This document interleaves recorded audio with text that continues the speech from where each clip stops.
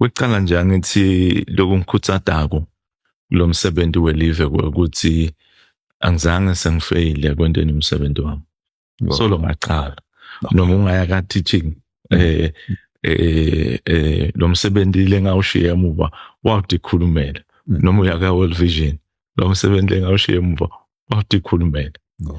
Uye lapho engisebenza khona in my company beyikhuluma nanyalo lokungivuna ngona baye bake bangishayele ukuthi sicela iadvice la ngibani uyadikhulumela NDMA uyadikhulumela. So nalapha ngicabanga ukuthi nyalo kuncane lengingakusho. Ngiyokusho esengiphumile nesive sesikubonile ukuthi kukhona invele lokudikhulumelako. Nyalo ku cabinet ngicabanga ukuthi sonke kufuna siphushwe ukuthi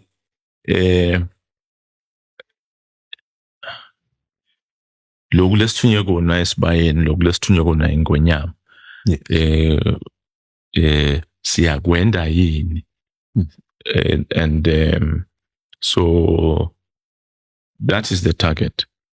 That is the conversation we have kwakuthi i-serious lenzaba yokuthi bantu labasha kufuna baqasheke noma batiqashe. I-serious lenzaba i-unemployment, we must reduce unemployment.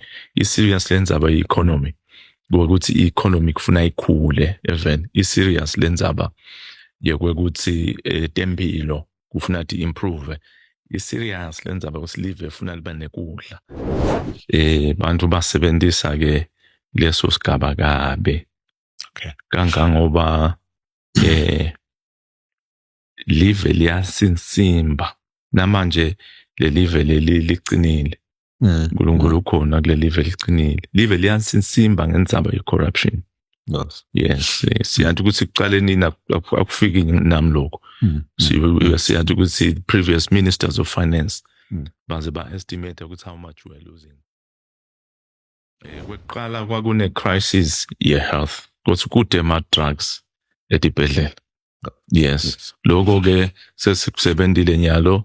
I think in Asingena we are around about 30% of availability in hospitals and health centers. Now we are above 90, you know, and